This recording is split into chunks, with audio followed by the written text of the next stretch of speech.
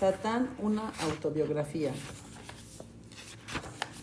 Y comenzamos. Parte 1, lanzando el tridente. Encantado de conocerte. Simpatía por el demonio. ¿Satán escribiendo una autobiografía? ¿Es esto algún tipo de broma pesada? ¿Estás intentando decirme que esto no es un libro de ficción? Está bien, está bien.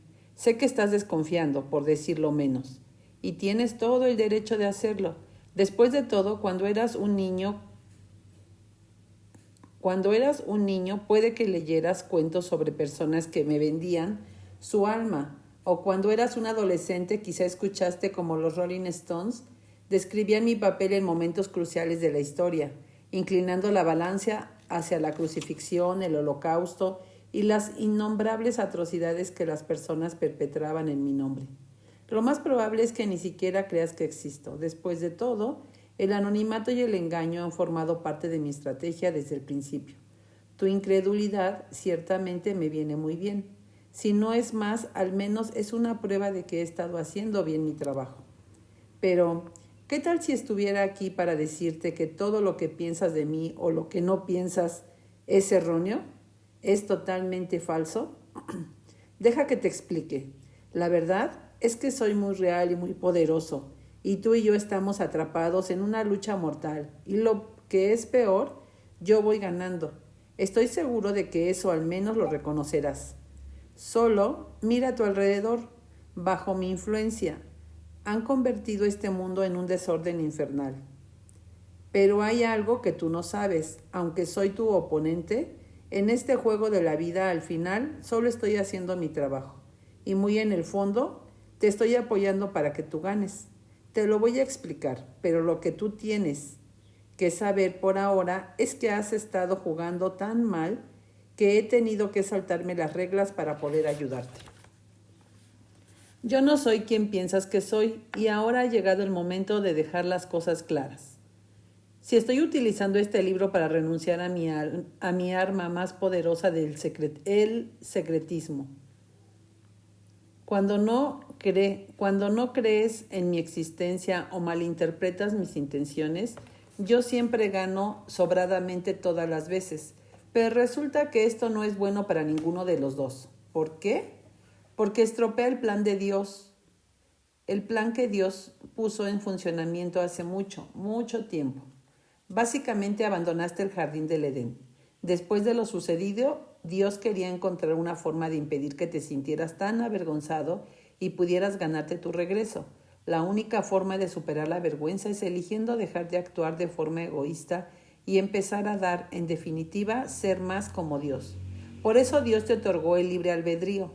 Si no lo utilizas para hacer buenas elecciones, nunca podrás ganarte tu regreso al jardín de la luz y la plenitud infinitas.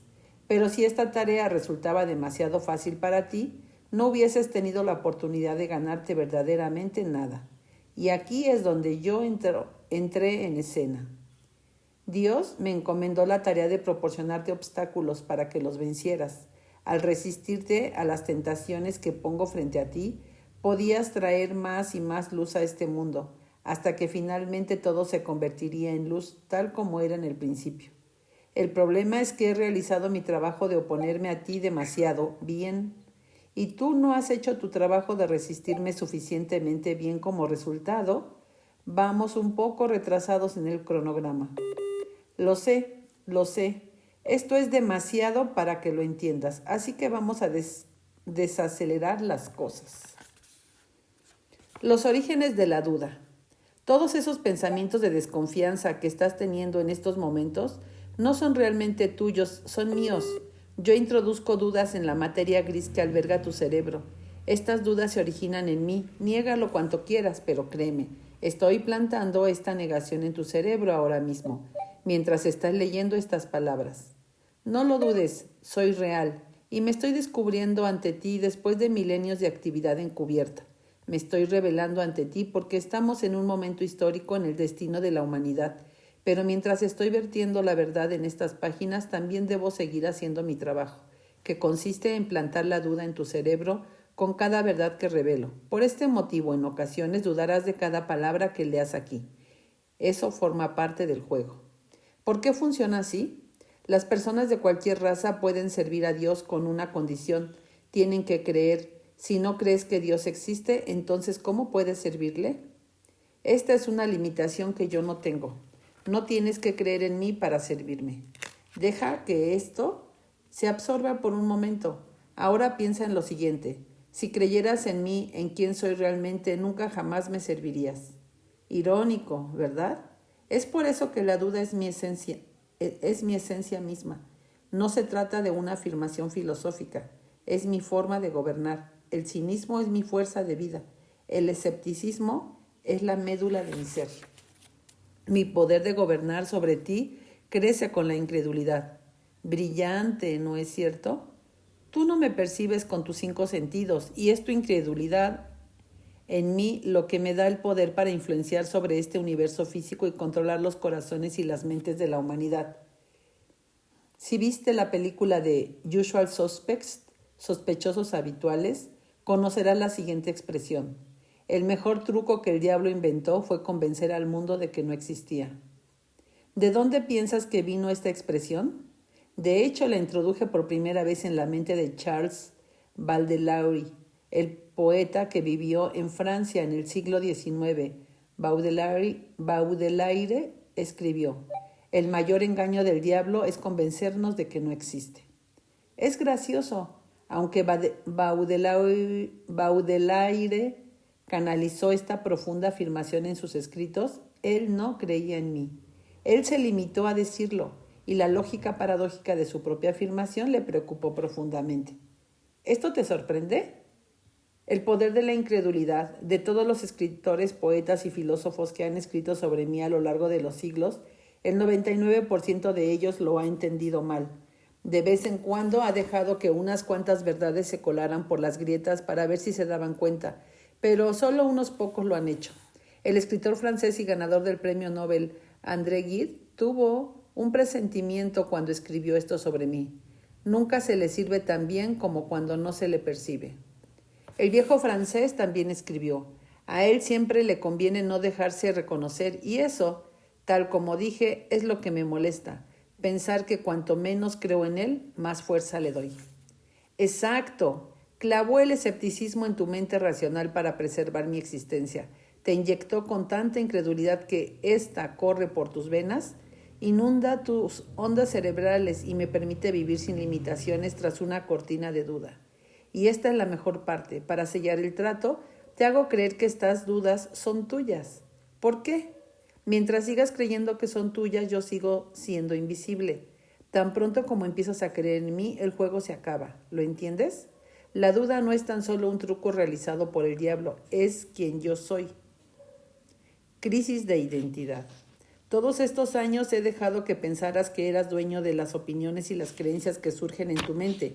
Eres mucho más que tus pensamientos, pero tú odias abandonar la idea que eres especial, de que esos pensamientos e ideas son únicamente tuyos. No distingues entre las dos voces que funcionan en tu cabeza, mi voz y la de Dios. Tú solo oyes mi voz alta y limitante y todos los pensamientos negativos que acompañan a mi cacofonía. Y cuando te dejas caer en mis tentaciones, piensas que has perdido. Causa y efecto. Te mantengo enfocado totalmente en los efectos, pero nunca en la verdadera causa. Considérame el mejor artista de efectos especiales de la historia. A ti te encanta ver todos los efectos especiales que exhibo en la película que es tu vida. Y eso es exactamente lo que es tu vida. Es una película con drama, suspenso, miedo, algunos momentos de comedia, cuando estoy de buen humor y mucha tragedia. Tu vida es lo que es porque no te molestas en buscar el origen invisible de todo lo que transpira en tu vida o en este mundo. Finalmente, ha llegado el momento de revelar mi presencia, de salir de detrás de la cortina y sacarme la máscara. Mi historia verdadera nunca ha sido contada, pero hoy la voy a contar. La necesidad de reanudar el plan de Dios es urgente y con tu ayuda esa transformación se pondrá en marcha aquí mismo. Las páginas que siguen dejarán mi verdadera identidad y mi propósito tan claros como el cristal. Si estoy preocupado por revelarme a mí mismo, ¿estás bromeando? No. En el momento en que cierres el libro, la verdad sobre quién soy, yo empezará a desvanecerse de tu mente. Pero espero que aunque solo sea un destello de lo que está realmente sucediendo, pueda ayudar a restaurar las cosas a su equilibrio apropiado. Puede darte las herramientas que necesitas para jugar de forma más efectiva en este juego tan importante que conocemos como vida. No puedo dejar que me conozcas permanentemente. Nunca, no permitiré que entiendas la totalidad de quién soy o la profundidad de mi papel en tu universo. Plantaré la semilla de que este libro es solo un montaje, una autobiografía escrita por Satán. Es meramente un recurso creativo. Norman Mailer intentó hacerlo, otros le seguirán. Una idea ingeniosa, pero nada que vaya a desestabilizar mi mundo. ¿Te sientes mejor ahora? ¿Cómodo con tus conclusiones? Genial. Empecemos entonces con mi historia. ¿Qué hay en un nombre? Primero aclararemos un malentendido sobre la palabra Satán. Revisa tus libros de historia. Satán no es mi nombre. ¿Sorprendido? No lo estés. Te lo explicaré. ¿Acaso Lanzador es el nombre de Sandy Koufax? ¿Es Amor el nombre de la Madre Teresa? ¿Es Jugador Central el nombre de Wayne Gretzky? ¿Es escolta de baloncesto el nombre de Michael Jordan? ¿Es centrocampista el nombre de David Beckham? ¿Es empresario el nombre de Charles Michael Snowa? ¿Es cantante el nombre de Mariah Carey? ¿Es emperador el nombre de Julio César? No. Estos no son sus nombres, son descripciones de trabajo. Lo mismo ocurre con Satán. No es un nombre, es un papel que interpreto en el juego de la vida. Busca en el Antiguo Testamento, desenrolla un antiguo rollo de la Torá. Inscrita sobre el pergamino está la primera aparición de la palabra Satán en la historia de la literatura. Es una palabra hebrea. La traducción exacta de esta palabra es adversario. El Antiguo Testamento dice concretamente Ha-Satán, que significa el adversario o aquel que se opone. En Zacarías 3:1-2 se lee: Entonces me mostró el sumo sacerdote Josué de pie ante el ángel del Señor, mientras el Satán estaba a su derecha para oponerse a él. Y el Señor le dijo al Satán: El Señor te reprenda. Oh, el Satán, el Señor que ha escogido a Jerusalén te reprenda. ¿No es este un tizón arrebatado del incendio? Cuando la Biblia habla de Satán, está hablando de un poder que se opone. Yo no soy el antagonista en la película de tu vida. A su debido tiempo revelaré la razón por la cual es así. Paciencia, amigo mío, la cual debo añadir no ha sido uno de tus puntos fuertes. La película de la que hablo tiene lugar en tu cabeza. Podríamos decir que ese mundo a tu alrededor es una megapantalla IMAX y que yo soy el único antagonista en la historia de la interpretación dramática que nunca ha sido visto u oído. Soy invisible aunque estoy en todos lados. Es una magia tan extraordinaria, un truco tan deslumbrante. Es gracioso porque pensamos que para poder ser un actor en el mundo físico necesitas tener un gran ego. Bien, yo he creado el ego, sin embargo, irónicamente cuando estoy interpretando mi papel nadie me ve actuar. Si esto está empezando a sonarte muy extraño, relájate. A medida que nos adentremos en la historia, todo empezará a cobrar sentido. Desenmascarando al diablo. Lo más importante que quisiera que te dieras cuenta en esta fase es que no existe tal cosa como el diablo, ni tal cosa como el demonio, al menos no en la forma en que tú te lo imaginas. Entonces, ¿quién causó todo este malentendido? ¿Por qué todo el mundo hispanohablante utiliza una palabra hebrea antigua, Satán, para identificarme erróneamente? ¿Por qué no utilizar la traducción española correcta y llamarme el adversario? Capítulo 2. Una vez en el universo. El principio de todo. Esta es mi historia. Sin embargo, cuando expliqué mis orígenes, también aprenderás algo sobre los tuyos. Abordaremos primero la creación y los orígenes del universo. ¿No te gustaría saber finalmente de dónde proviene verdaderamente y qué estás haciendo aquí? Vamos a viajar atrás en el tiempo, muy, muy atrás, hasta el principio de todo, hasta el principio de todos los principios, mucho antes de Isaac Newton y del Renacimiento, antes de los caballeros templarios de la Edad Media, antes de que el profeta Mahoma enseñara en la Meca, antes de que Jesús caminara por la Tierra Santa, antes de que Siddhartha fundara el budismo, antes de que Moisés subiera al monte Sinaí y antes de que Abraham descubriera la unidad que subyace a toda la realidad, incluso antes de que yo sedujera a Adán y a Eva en el jardín del Edén. Explicaré este episodio más adelante. De hecho, tenemos que volver atrás unos 15,000 años y luego ir todavía más atrás, justo antes del Big Bang y de que la idea del tiempo empezara a existir. Aquí es donde empieza la verdadera historia.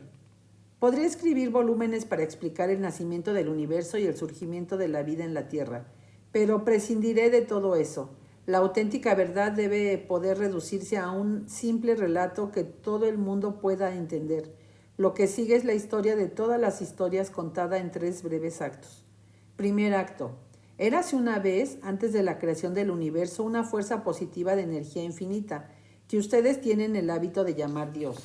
Esta energía llenaba toda la realidad, no había nada más aparte de esta energía, esta luz. Segundo acto. Un buen día, Dios decidió compartir toda su luz que consistía en el amor más allá del amor, dicha más allá de la dicha y alegría más allá de la alegría. Pero no había nadie con quien compartirla, así que Dios creó a un ser para que actuara como recipiente, para que recibiera la bondad que Dios quería dar. Este ser receptor era un alma gigante que abarcaba todas las que serían más tarde las almas individuales de la humanidad, incluida la tuya. Este ser era la vasija. Tercer acto. Dios llenó la vasija con felicidad infinita, con la cual tanto Dios como la vasija vivieron felices para siempre. Bueno, casi. Algo extraño ocurrió. Por un breve instante durante el tercer acto, justo antes de lograr el vivieron felices para siempre, tuvo lugar un suceso extraordinario. ¿Qué sucedió? En realidad no mucho, solo el desarrollo del cosmos, incluida la historia entera de la civilización humana, hasta e incluyendo el momento presente, así como todos los sucesos que ocurrirán mañana y que nos llevarán hacia el destino final del mundo. Desde nuestra perspectiva, eso es mucho. Desde la perspectiva de Dios, ocurrió en menos de un abrir y cerrar de ojos. Lo que sigue es un conciso relato de lo que tuvo lugar y lo que está teniendo lugar ahora mismo. También es la historia de mi vida. Capítulo 3. El significado de la vida. ¿Por qué nunca obtenemos una respuesta cuando llamamos a la puerta? Con 1,000 millones de preguntas sobre el odio y la muerte y la guerra de Moody Blues. La pregunta. Dejaré en manos de la ciencia la tarea de describir cómo sucedió la creación física. En lo que a mí concierne, te diré por qué sucedió, lo cual tiene mucho más valor. Empezaremos con la pregunta obvia y si alguna vez estabas absorbiendo la alegría infinita que emanaba directamente de Dios. ¿Cómo pudiste acabar en este buen enredo? ¿Dónde está Dios ahora? ¿Qué sucedió con la dicha infinita? ¿Dónde está el final feliz? ¿Por qué tuvo lugar el Big Bang ni produjo un vacío negro carente de aire y luz? ¿Por qué el felices para siempre dio paso al cada vez más desgraciados? Primero, déjenme sugerirles que deberían ser ustedes los que planteasen estas preguntas, no yo. Y ahí es donde yace uno de sus mayores problemas. Ustedes no hacen suficientes preguntas difíciles. En su lugar ven la televisión, comen, ganan peso y se obsesionan con estar delgados, se quejan, leen la prensa sensacionalista, se obsesionan con los famosos, haciendo ídolos de personas que están igual de perdidos y confundidos que ustedes, probablemente aún más. Hacen tan poco como pueden. Esperan que las cosas cambien o que alguien les saque del apuro, pero nadie lo hace porque ellos están en el mismo barco. Buscan la satisfacción en fuentes externas y en planes sobre cómo enriquecerse rápidamente, o trabajan 70 horas a la semana para evitar afrontar su realidad y su familia. Idolatran el dinero en lugar de buscar la verdad y mientras tanto cierran sus ojos al sufrimiento de los demás y sus oídos a los quejidos de la humanidad. El sentirse víctimas es su bandera. Creen que el universo les ha repartido unas cartas malísimas. Están convencidos de que la vida es aleatoria, terriblemente injusta y fríamente indiferente a su dolor y sufrimiento. Este es un mundo de competencia despiadada, por lo que no tienen tiempo de pensar en ello, ni mucho menos de cuestionarlo. Primero deben conseguir tanto como puedan para ustedes mismos, o quizá no les importe nada. En absoluto, aquellos de ustedes que sí se hacen preguntas, solo se preguntan el cómo.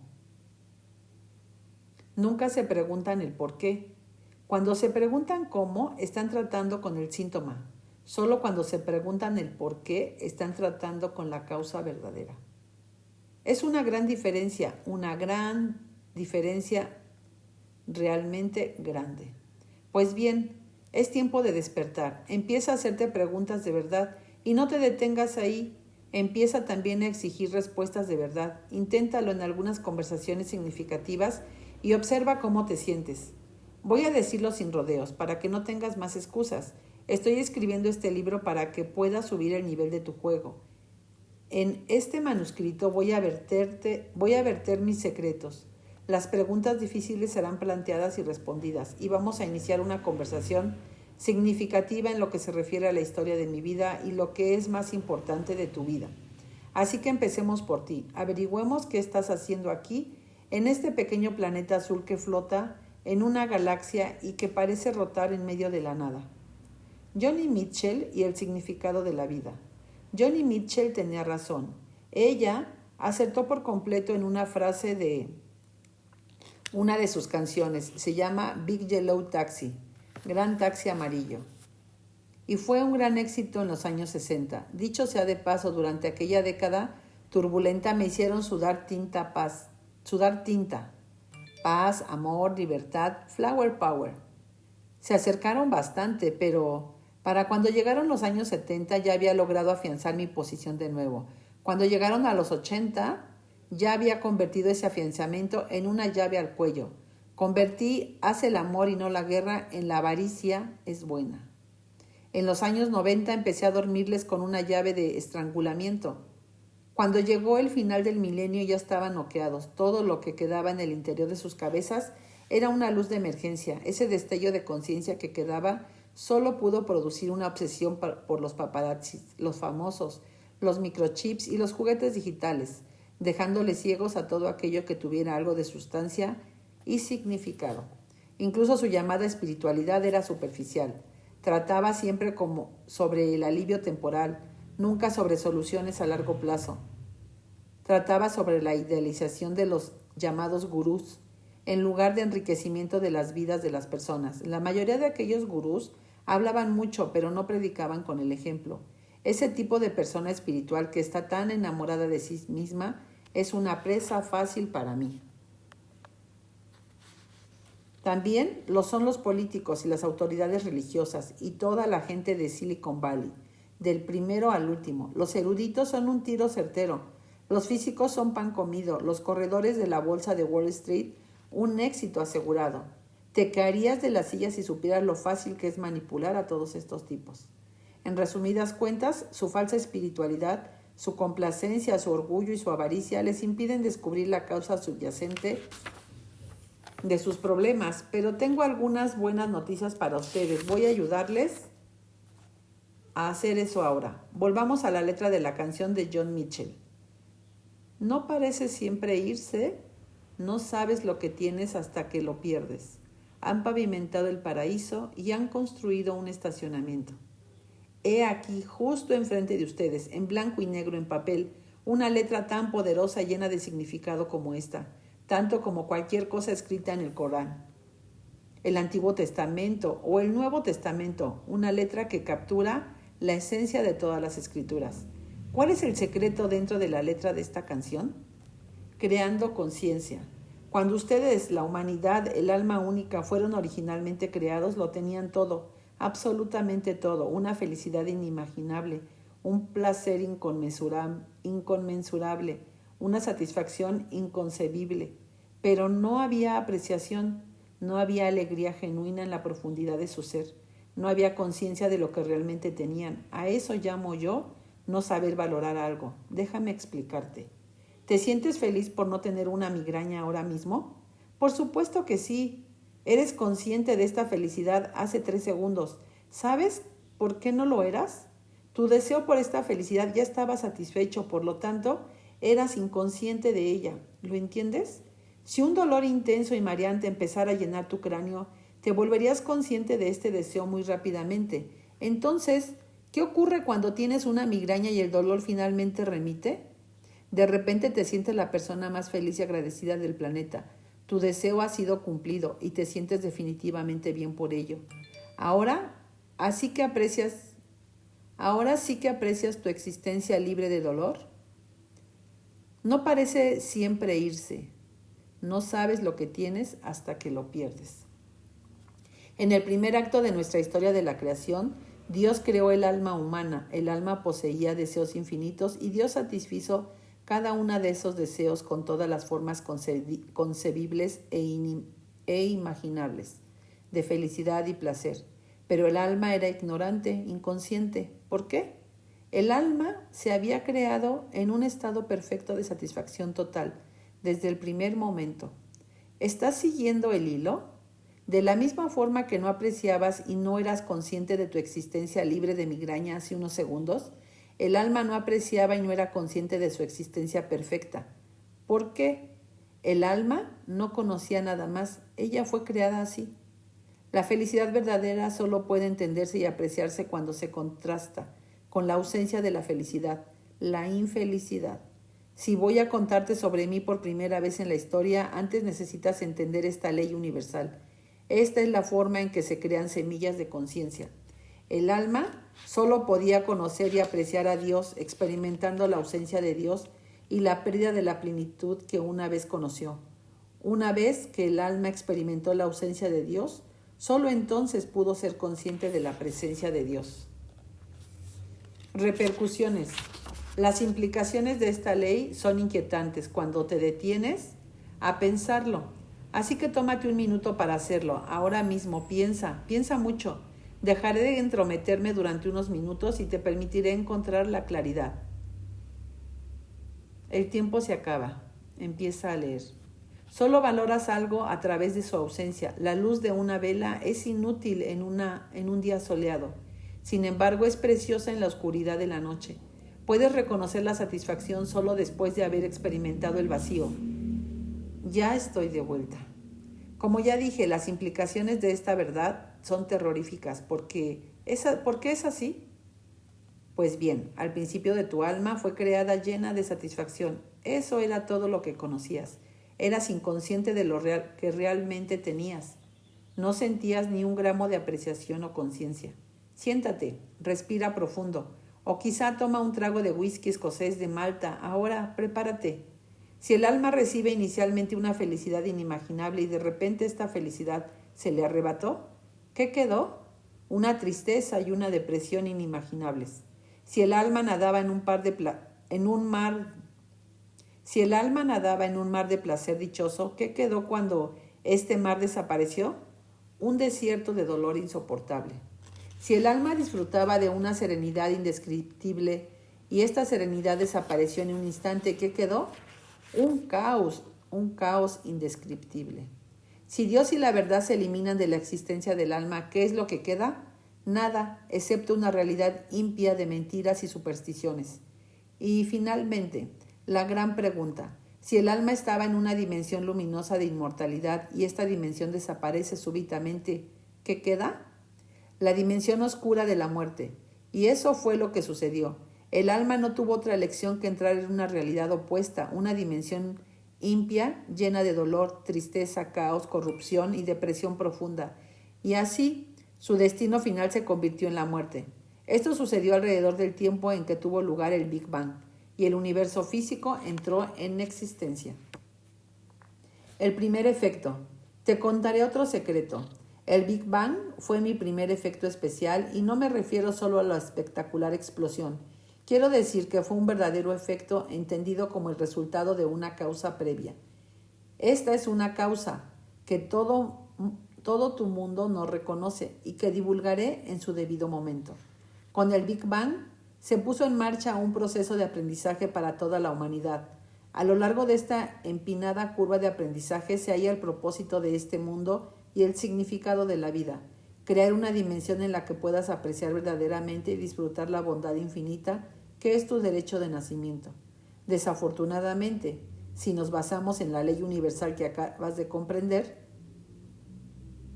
tu ego necesita experimentar dolor y pérdida para poder apreciar esta bondad infinita. Siempre hay trampa, ¿no es cierto?